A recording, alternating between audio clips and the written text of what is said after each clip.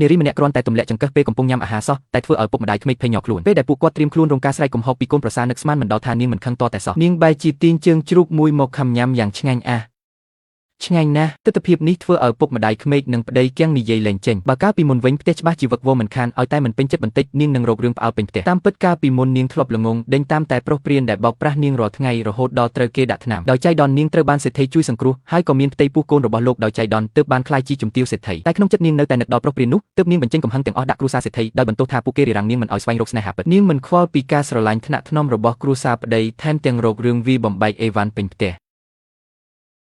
ថ្ងៃមួយពេលឃើញប្តីមកដល់ផ្ទះនាងក៏ចាប់ផ្ដើមរករឿងដូចសពដងដោយទម្លាក់ធូបការពីជាន់ទី2ចុះមកពេលឃើញដៃប្តីមុតអំបែងនាងសាយយ៉ាងពេញចិត្តស្រាប់តែមានរន្ទះបាញ់ចំខ្លួននាងមួយទំហឹងធ្វើឲ្យនាងធ្លាក់ពីជាន់ទី2ចុះមកក្រោមប៉ុន្តែពេលនោះពេលវេលាក៏ស្រាប់តែឈប់ដើររន្ទះបាញ់នេះធ្វើឲ្យខ្ញុំភ្លឺភ្នែកតែម្ដងមិនក៏ខ្ញុំស្រាលខ្លួនអញ្ចឹងត្រឹមមួយព្រិចភ្នែកនេះខួរក្បាលរបស់នាងក៏ភ្លឺស្វាងហើយយល់ច្បាស់ថាអ្នកណាទើបជាអ្នកដែលល្អចំពោះនាងពិតប្រាកដស្មានតែទើបនឹងដឹងខ្លួនជីវិតត្រូវបញ្ចប់ទៅហើយនឹកស្មានមិនដល់ថាដៃប្តីមមួនអាចត្រង់នាងជាប់ក្រោយរួចផុតពីសេចក្តីស្លាប់នាងសម្រេចចិត្តលែងធ្វើរឿងឈួតលីលីទៀតបំរុងនឹងទៅធ្វើឲ្យប្តីភ្ញាក់ផ្អើលតែខាងក្រៅងឹតស្លុបហើយក្នុងបន្ទប់ទទួលភ្ញៀវមានសម្លេងចិញ្ច្រាំសាច់ប៉ាម៉ាក់ប្តីសម្លាញ់ពួកគាត់មិនមែនចង់សម្លាប់ខ្ញុំទេដឹ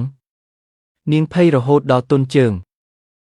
នាងគិតថាខ្លួនឯងធ្លាប់ធ្វើអាក្រក់ដាក់គេគ្រួសារប្តីប្រកាសជាចង់សម្លាប់នាងហើយនាងរត់ប្រសាច់ពេញផ្ទះហើយប្រឹងពន្យល់ថាខ្លួនកំពុងមានផ្ទៃពោះសូមឲ្យពួកគេគិតដល់ក្មេងរហូតដល់ភ្លើងបើកទើបដឹងថាអ្នកផ្ទះទាំងមូលកំពុងនាំគ្នាចិញ្ច្រាំសាច់ធ្វើគៀវឲ្យនាងសោះ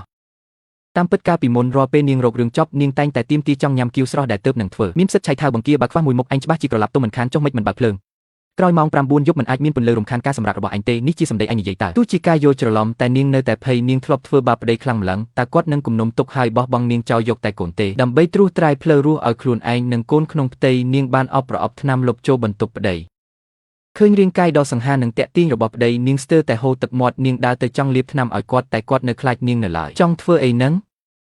គឺលាបថ្នាំឲ្យលោកនឹងណាដោយសារតែកាលពីមុនបើនាងមិនលីប្រេងខ្យល់ក្នុងថ្នាំទេក៏លីទឹកម្ទេសដែរមិនដឹងថាលើកនេះមានល្បិចអាក្រក់អីទៀតទេឃើញប្តីមានការប្រុងប្រយ័ត្ននាងប្រញាប់ស្បត់ថាខ្លួនពិតជាកែខ្លួនហើយមែនពេលឃើញនាងលាបថ្នាំឲ្យយ៉ាងថ្នាក់ថ្នមសេដ្ឋីហាក់ដូចជាមានអារម្មណ៍ពីការផ្លាស់ប្ដូររបស់នាងមែនតែពេលនោះទូរស័ព្ទនាងស្រាប់តែរត់ឡើងឈ្មោះដែលដាក់គឺប្តីសម្លាញ់នាងងឿងឆ្ងល់ណាស់ប្តីនៅចំពោះមុខសោះមិនក៏មានប្តីមួយទៀតផុសមកអញ្ចឹងពេលលើកទទួលទើបដឹងថាជាសង្សារចាស់ប្រុសព្រានទេមកលោកប្តីសេដ្ឋីគ្រាន់តែភ្លាមមុខប្រែជាក្រហមខឹងភ្លាមបើចង់ប្រមាថខ្ញុំក៏មិនចាំបាច់ធ្វើបែបនេះដែរ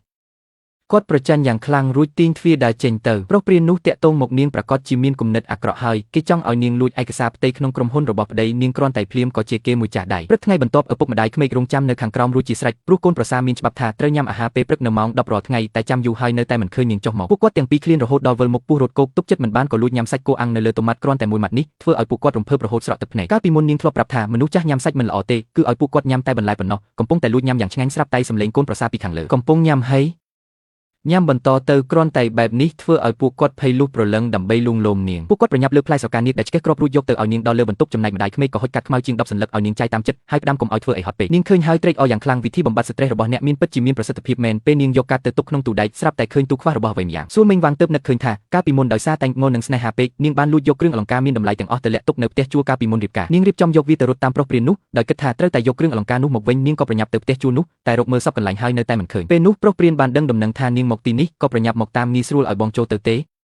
េបងមានទិញខ្សែមួយខ្សែឲ្យអូននាងគិតថាល្មមឱកាសល្អអាចយកលុយដែលធ្លាប់ចំណាយលើយកវាពីមុនមកវិញទើបព្រមបើកទ្វារឲ្យគេចូលធ្វើអីនៅទីនេះគ្មានអ្នកណាផ្សេងទេគ្រាន់តែចូលមកដល់ប្រុសព្រាននោះក៏និយាយថាការដែលនាងមានអាកប្បកិរិយាមិនល្អពេលនិយាយទូរស័ព្ទលើកមុនប្រកាសជាដោយសារមិនងាយស្រួលទើបត្រូវធ្វើពុតបែបនោះបន្ទាប់មកក៏ហុចខ្សែខ្លាញ់មួយខ្សែដោយអះអាងថាគេខំជិះយន្តហោះចម្ងាយ 3000 គីឡូម៉ែត្រដើម្បីទិញវាឲ្យនាងដោយចំណាយប្រាក់ខែអស់មួយខែនោះមិនក៏មើលទៅដូចម៉ូតដាក់លក់នៅផ្សារអញ្ចឹងនាងនិយាយក៏ហកថាខ្លួនចូលចិត្តវាណាស់ដោយធ្វើពុតជានៅតែស្រឡាញ់គេឃើញនាងនៅស្រឡាញ់ខ្លួនប្រុសនោះក៏បញ្ចុះបញ្ចូលឲ្យនាងទៅលួចឯកសារក្រុមហ៊ុនរបស់សេដ្ឋីម្ដងទៀតហើយសន្យាថាពេលមានលុយនឹងនាំនាងរត់ទៅឆ្ងាយហើយចិញ្ចឹមកូនរបស់នាងដូចជាកូនបង្កើតនាងក៏ចាប់ផ្ដើមសម្ដែងស្លៀមនាងយំលាប្រាប់ថានាងទ្រាំរស់នៅផ្ទះសេដ្ឋីលេងបានហើយលោកប្តីធ្វើមុខក្រញើដាក់រាល់ថ្ងៃហើយតែងតែរកលេសធ្វើបាបនាងទៀតនាងមិនដឹងទេថាសម្ដីទាំងនេះត្រូវលោកប្តីសេដ្ឋីដែលឈរនៅមាត់ទ្វាររលទាំងអស់បន្ទាប់មកនាងក៏ចាប់ផ្ដើមប្រើលេសកូនក្នុងផ្ទៃដើម្បីទារលុយពីប្រុសព្រាននោះអំបញ្ញមិញបងនិយាយថានឹងចាត់ទុកកូនខ្ញុំដូចកូនបង្កើតតើជាការពិតមែនទេ